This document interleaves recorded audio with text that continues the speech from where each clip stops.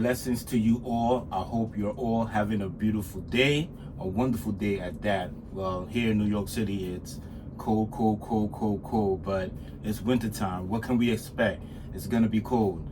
All right, so I just want to give you all a outlook, or I'm gonna say being a homeowner, being a landlord. What's it take to be a landlord? First and foremost, I just want to give thanks to my wife, because without her, none of this, would be possible. We both had a goal. We both had a goal to be homeowners, right? So we accomplished that. But I want to give her shout outs because I've always been that type of person to always grind and hustle. I've been doing that. When she met me, I was grinding and hustling. And that's just something, it's just natural. It's something natural to me. But when we wanted to become homeowners, I was thinking one family house. We're just gonna have a one family house. And that was the goal. But my wife insisted. She was like, babe, why don't we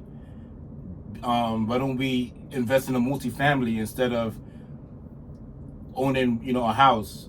A multifamily, we'll have a tenant help us, pay the mortgage or pay the mortgage. And I was giving it a lot of thought, but I'm not gonna lie, I was afraid, it was something new. I didn't want to deal with a tenant, and things like that, the things that come with it, the headaches, but then I gave it a little bit of thought, and I was like, damn, that's right up my alley. It's a hack, you know what I'm saying? It's a house hack. So I said, you know what, why don't we do it? And we went in, we jumped in, and we saw an opportunity, of a multifamily home, and we jumped on it.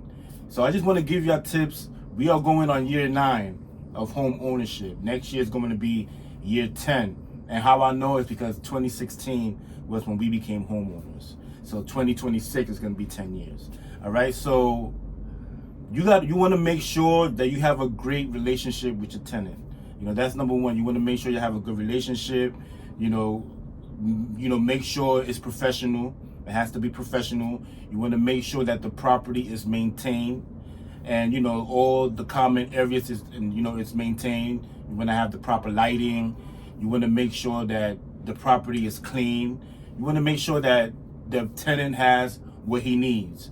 He or she has what they need. Like heat, they need water. You want to make sure of all of that. And you want to make sure, when it comes to safety, they got to have a carbon monoxide alarm. And then they also want to have a fire alarm, just in case, right? We have one. He has to have one. And well, my tenant, he's Section 8 tenant. So Section 8 comes in every year to make sure that the property is properly maintained. He has what he needs, the heat and water. That's very, very important. And communication when it comes to sanitation. You want to make sure that you have your bins. You got the garbage bin and you got your recycling bin. You got to know when.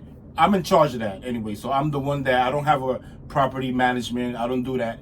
I do everything when it comes to being a landlord. I communicate with him where to put the garbage, where to put the recycle, and I'm the one that when it comes to collection day, for us it's Wednesday and Saturdays when it comes to garbage and recycle.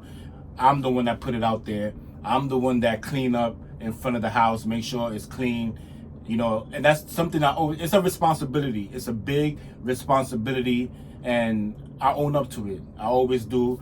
And you just want to make sure when the oil is coming in, how much oil you're getting and stuff like that. The winter time is rough.